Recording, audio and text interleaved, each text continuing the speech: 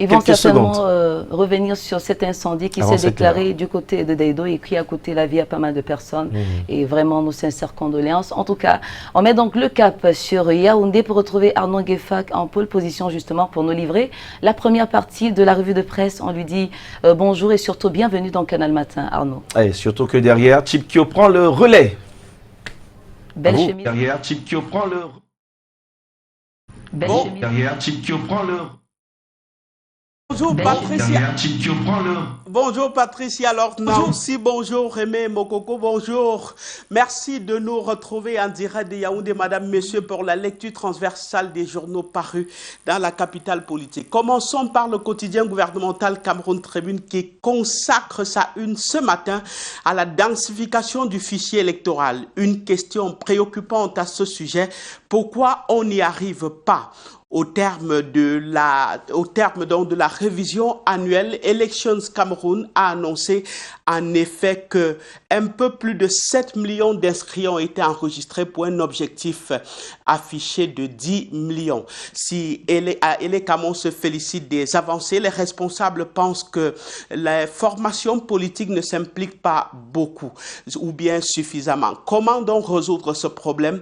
La question est posée à la une du quotidien Cameroun Tribune ce matin. On va continuer avec le quotidien Mutation qui est en kiosque ce matin, le journal Le Quotidien plutôt qui est en kiosque ce matin. Et sa parution de ce matin parle d'un parti politique qui est sur le terrain de la mobilisation en vue de la participation aux futures échéances électorales au Cameroun. Un homme qui est à la manœuvre, le ministre Joia Zakariou, il est allé dans son natal pour remobiliser les militants du Rassemblement démocratique du peuple camerounais pour une participation sérieuse aux élections municipales et législatives à venir.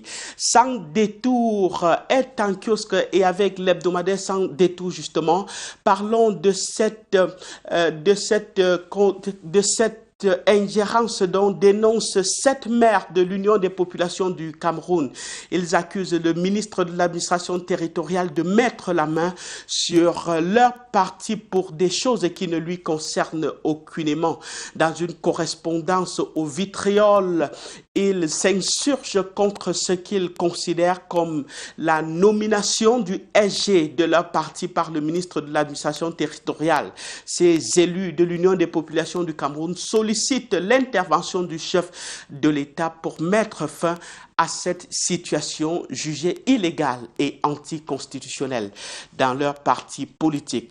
Le journal Le Pélican va dans le même sens ce matin avec à sa une le visage des 7 maires de l'UPC qui viennent de saisir le président de la République. Ces élus parlent d'ingérence insidieuse que le ministre de l'administration territoriale serait en train de perpétrer dans le fonctionnement de l'UPC au rang de la manifestation de cette farce que leur servirait le MINAT, la reconnaissance d'un secrétaire général au détriment de l'autre qui a été élu par 3000 délégués de l'Union des populations du Cameroun. Pour le journal L'Orphelin, c'est la rébellion des 7 maires perdus de l'Union des populations du Cameroun. Les élections municipales et législatives pointent à l'horizon, mais le parti dit historique traverse une crise importante, mais qui ne date pas de ce jour, car cette crise existe bien avant la nomination de Paul Atanganji au ministère de l'administration territoriale. Ceux qui l'accusent sont donc un groupuscule qui font la politique du ventre et négligent les militants de base de l'Union des populations du Cameroun. Le tri-hebdomadaire Le Soir, donc d'ailleurs transmet ce matin la colère des militants de base de ce parti. Ils sont sortis de leur réserve pour répondre à ceux des militants ou à certains qui donc sont considérés comme les maires, 7 au total, qui ne comprennent pas le sens de la décision du ministre de l'administration territoriale. Ces militants de base disent plutôt être avec Paul Atanganji et le comprendre pour avoir agi un sapeur-pompier pour sauver le parti des crabes de son bicéphalisme d'antan, à quelques mois seulement des législatives et des municipales prochaines. Avec le journal La Voix du Centre, reparlons de cette visite de Paul Biya en France. Le journal relève ce qu'il a appelé le triomphe de la barbarie.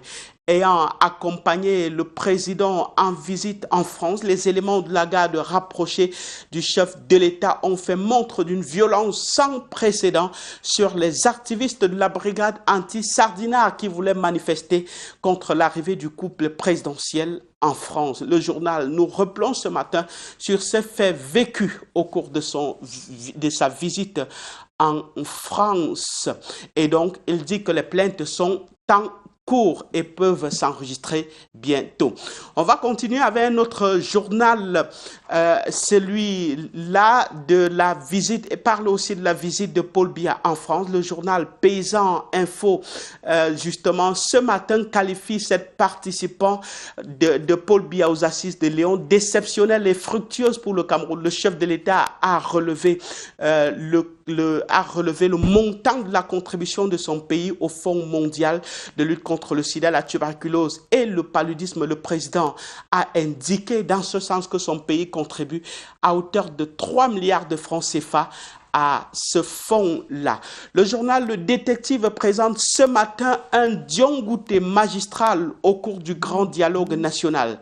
C'est à son Premier ministre que le président de la République a confié le soin de diriger les assises du 30 septembre au 4 octobre dernier au Palais des Congrès de Yaoundé. Une mission de confiance, une mission périlleuse remplie avec brio par le locataire de l'immeuble Étoile, écrit le journal. Il y a mis sa touche personnelle, lit-on dans les colonnes du journal Détective en kiosque ce matin.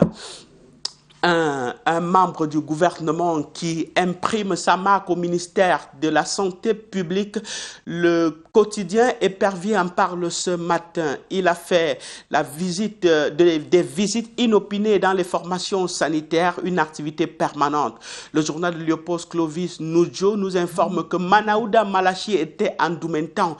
C'est dans la région de l'Est. Il a apprécié à l'occasion le circuit du malade dans le centre médical d'arrondissement de la contrée.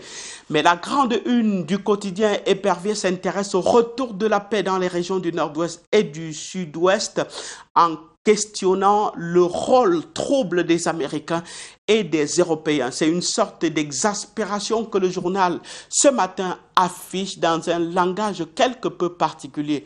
Pour le journal de Léopold Clovis Noudjo, ils veulent déstabiliser le Cameroun par tous les moyens. Et sur ce, on ne cédera pas, écrit donc le quotidien Épervier, parution de ce matin.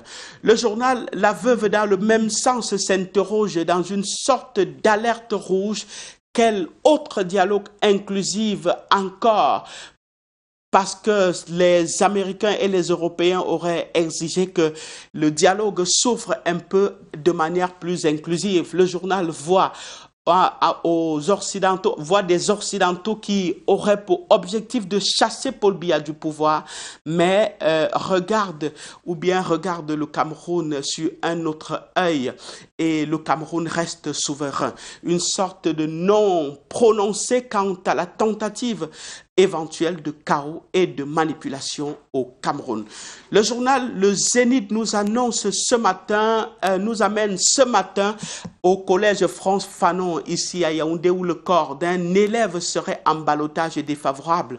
Mvoué Dipita Alexandre, élève en classe de 4e, est passé de vie à trépas, dit-on, suite au sévice corporel qui lui aurait été infligé par un encadreur de cet établissement.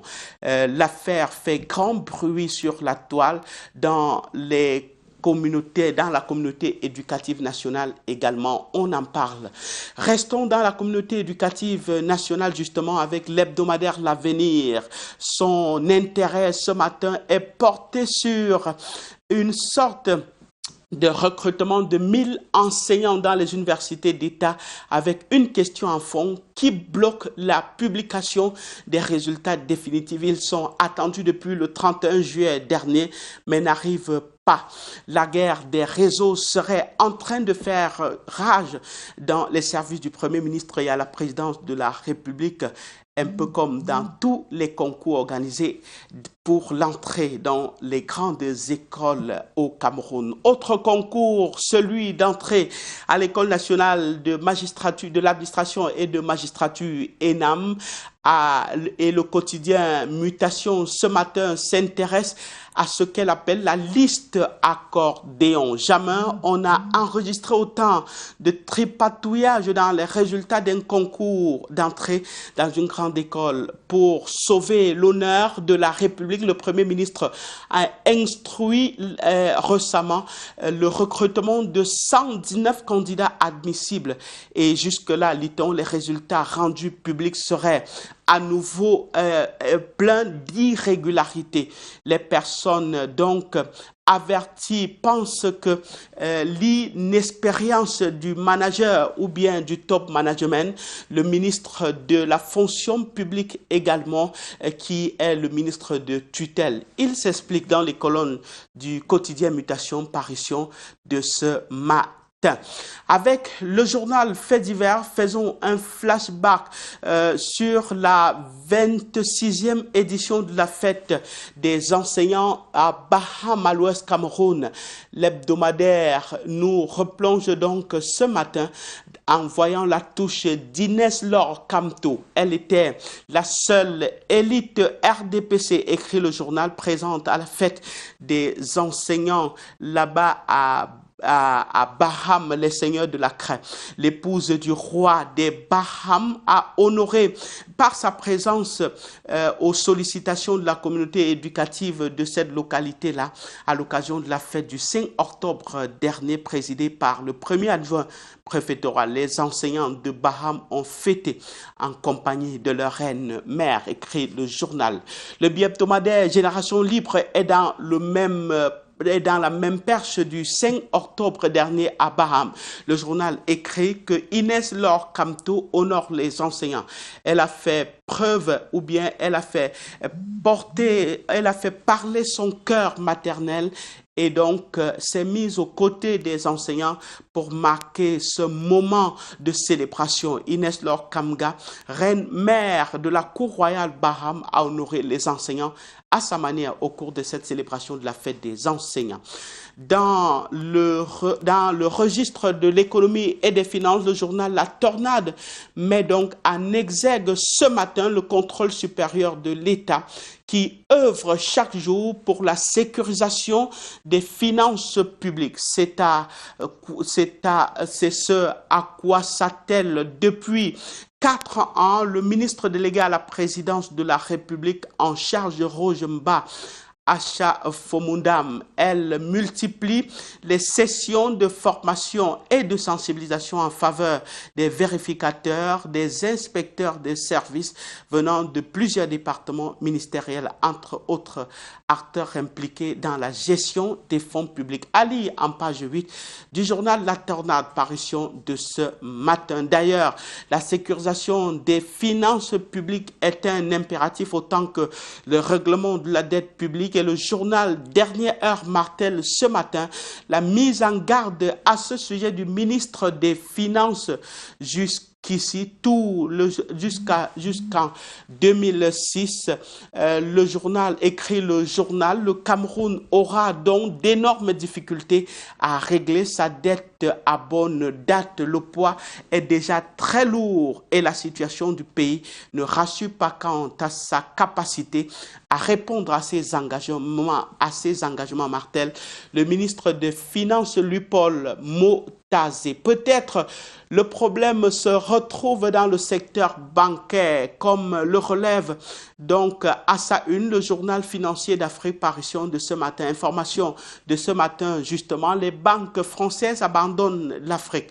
Après le départ du Crédit Agricole en 2008 avec le rachat du Marocain Afti Jariwafa, le groupe français BPCE vient de céder ses parts au groupe marocain Banque Centrale Populaire au Cameroun et au Congo. Plus de détails en page 2 du journal financier d'Afrique en kiosque ce matin.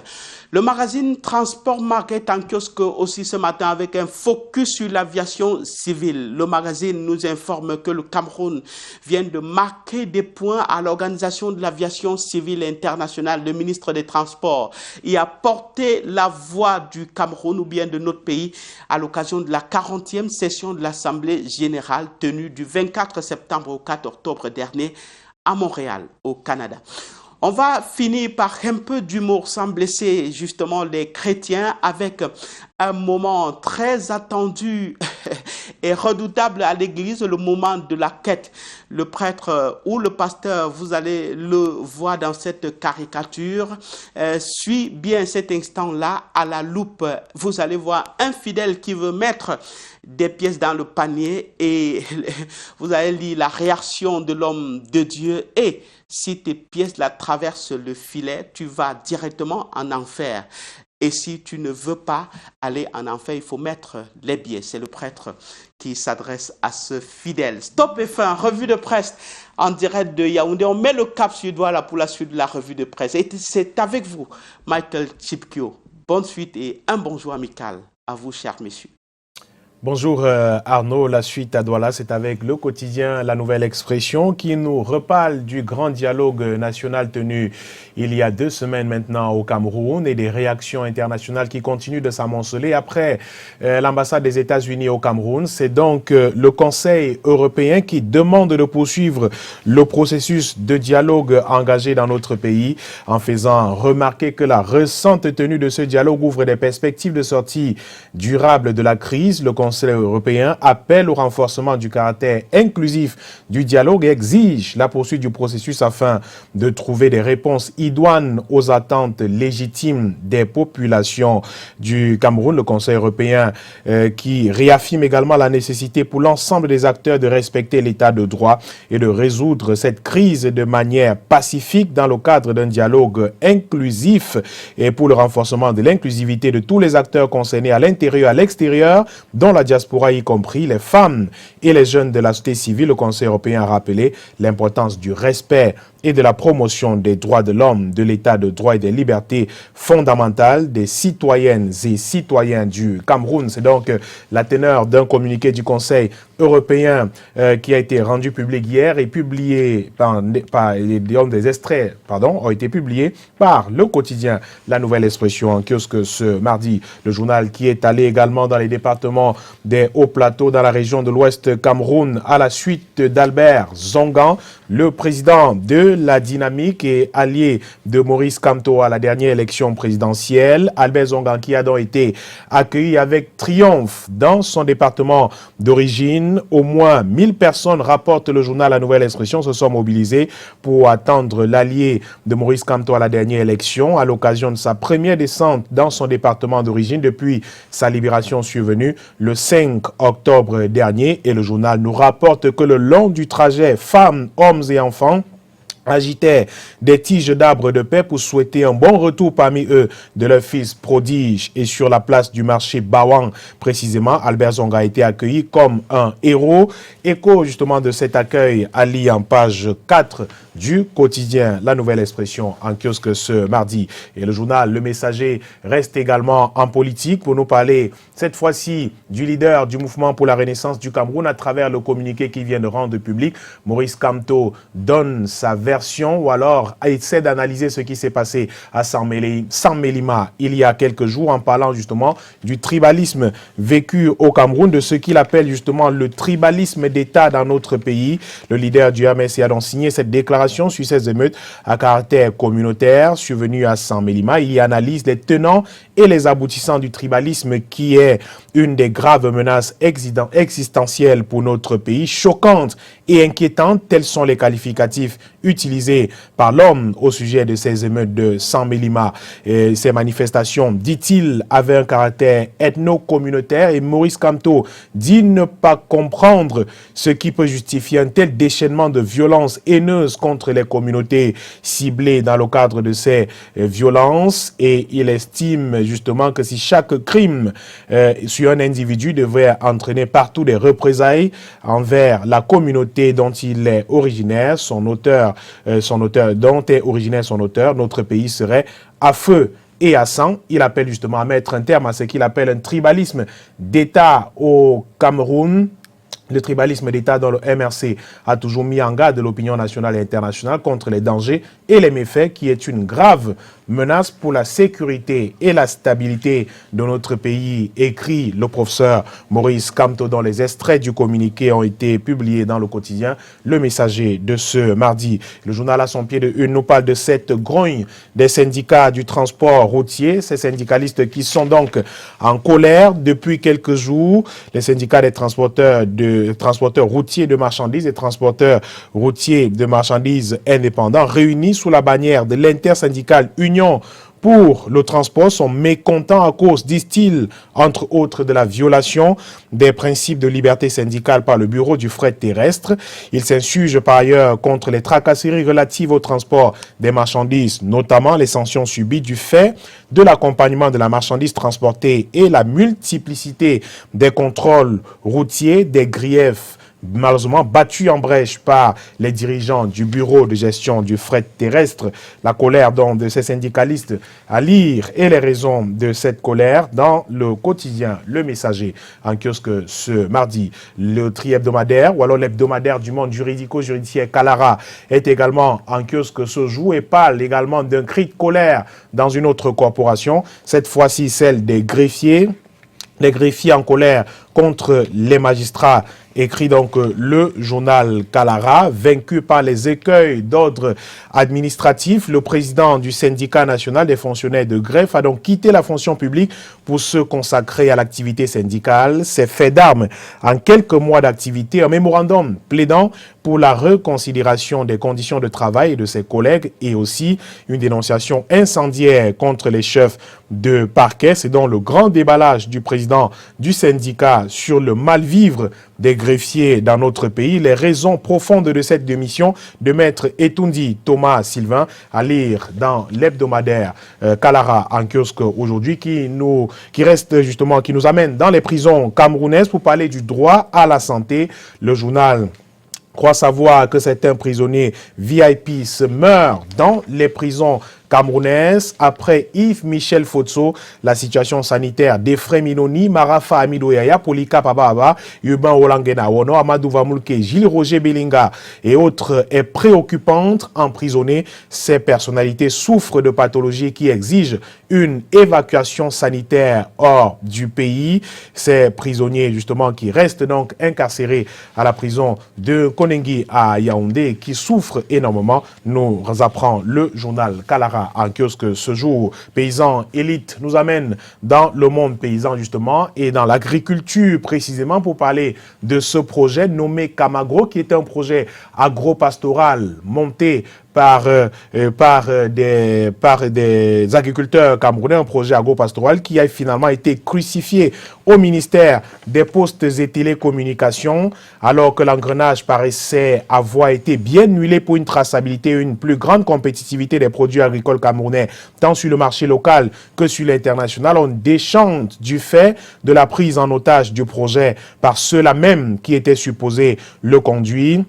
Le journal, en parlant de ce projet, rapporte que ce portail agro-pastoral qui se définissait comme une plateforme de convergence des technologies de l'information et de la communication spécialisée dans l'information dans les secteurs de l'agriculture et de l'élevage devait offrir au secteur dans son ensemble une porte d'entrée commune vers un large éventail de ressources et de services facilitant la communication, les échanges, l'accès à l'information et la promotion de l'innovation dans ce secteur et à travers le portail web et bien d'autres outils, et les objectifs étant de promouvoir le développement des activités agro-pastorales et la transition vers une agriculture de deuxième génération par la mise à disposition en ligne de la documentation et des informations techniques, financières, commerciales adaptées pour les besoins des intervenants et usagers. Et donc le journal Le Paysan Élite constate tout simplement que ce beau projet agro-pastoral qui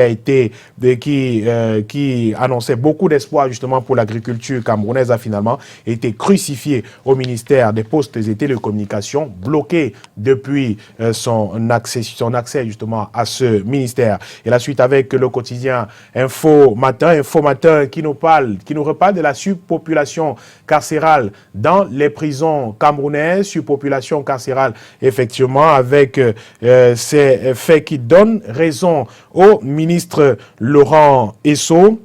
Et Laurent Esso, justement, victime d'un procès en sorcellerie lors des soulèvements en juillet dernier dans les prisons de Yaoundé, de Boya. Le garde des Sceaux en sort aujourd'hui totalement blanchi que la vague des détenus libérés récemment suite à une décision du président de la République relevait plutôt de la juridiction militaire, écrit le journal Info Matin, qui à sa grande une nous reparle de 1982, le 6 novembre 1982. Comment comprendre le choix d'Amadou Ahidjo porté sur le président de la République actuelle? Comment comprendre justement la préférence du premier président du Cameroun à la lumière, écrit Info Matin, d'une anecdote et surtout du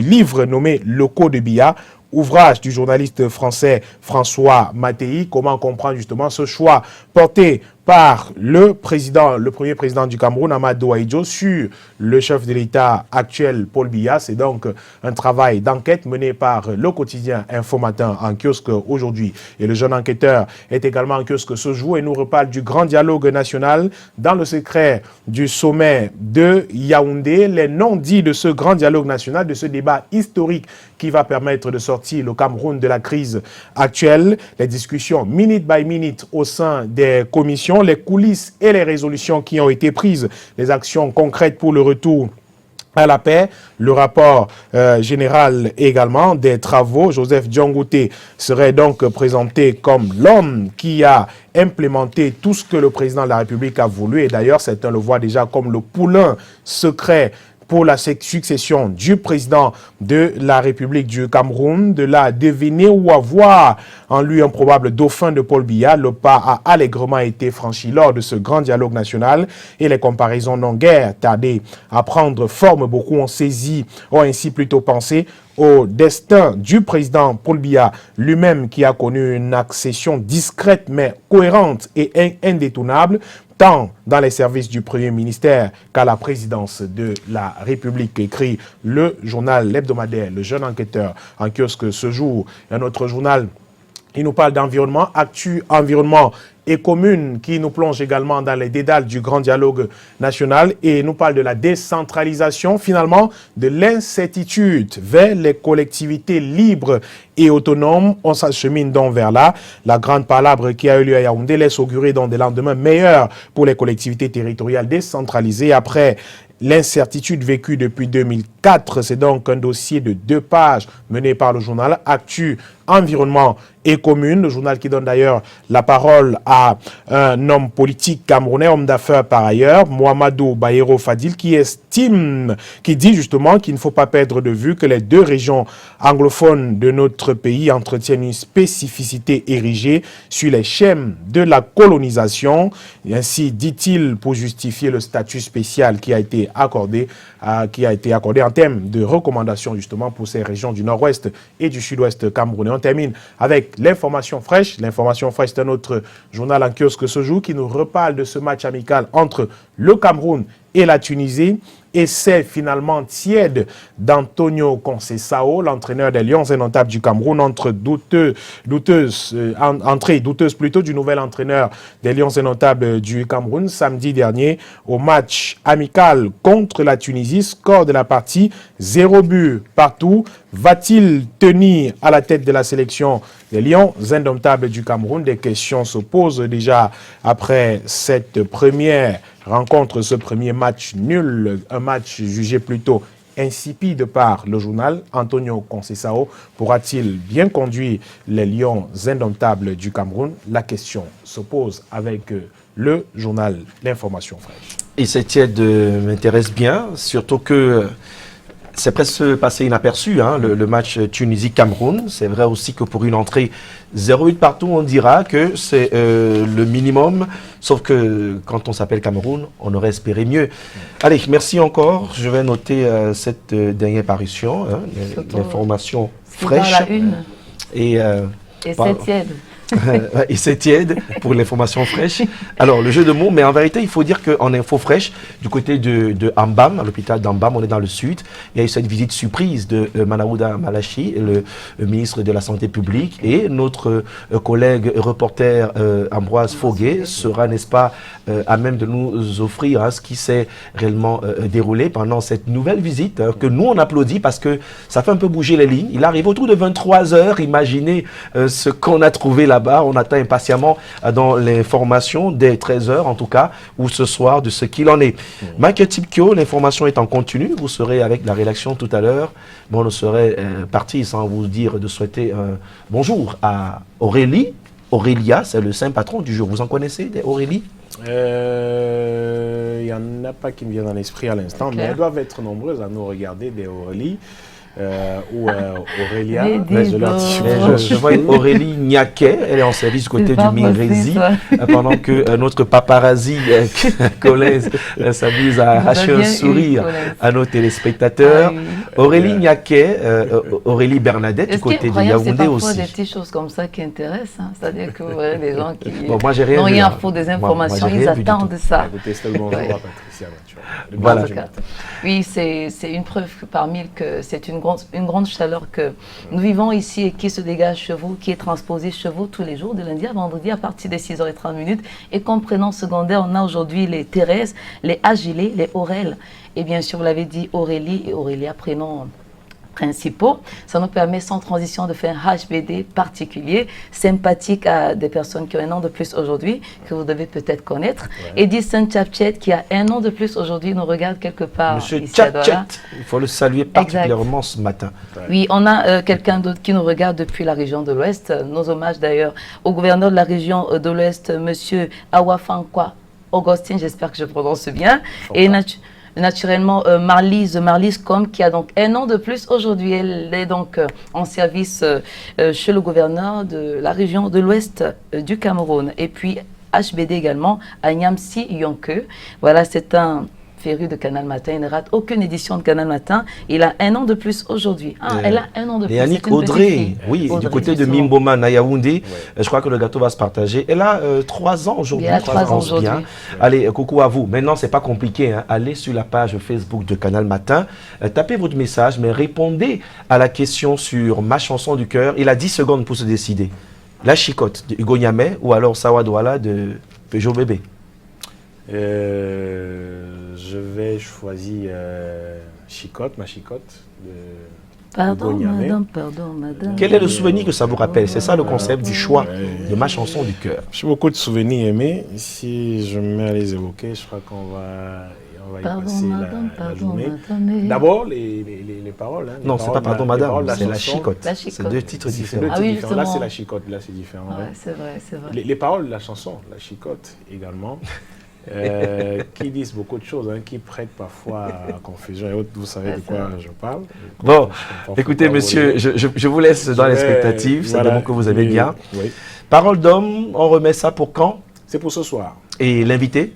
Pierre Flambon-Gayap, il est sénateur de l'Union nationale pour la démocratie et le progrès. Il a été un acteur du grand dialogue national qui s'est terminé il y a 2 semaines à Yaoundé, membre, vice-président d'ailleurs, de la commission qui a le plus fait parler à ce grand dialogue national, vice-président de la commission décentralisation et développement local. Il nous dira ce soir ce qui s'est passé exactement au cours de ces travaux dans cette commission et ce fameux statut spécial dont personne ne connaît le contenu.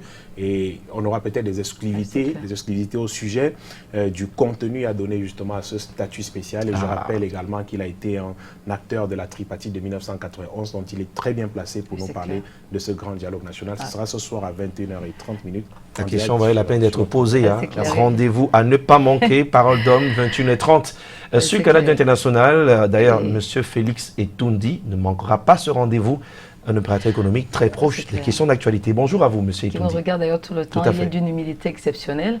Alors c'est devenu pratiquement un rendez-vous à ne pas manquer, un rendez-vous hebdomadaire sur les antennes de Canada International, votre chaîne de proximité, tous les mardis naturellement en soirée Parole d'Homme avec monsieur Michael Tipkio qu'on aura donc le plaisir d'accueillir demain. Ce sera dans le cadre de la revue de presse dans Canal Matin. Avec le même plaisir, s'il plaît, à Dieu, Patrick. Ouais, ce ne sera Avec pas ce évident, sourire que nous rentrer aimons. à minuit, arriver à 5h30. Mais bon, c'est le métier que Dieu nous a donné. Merci à monsieur Ngefak Arnaud du côté de Yaoundé et toute l'équipe. On repartira à Yaoundé, mais d'abord, la pause qui s'impose et la réclame.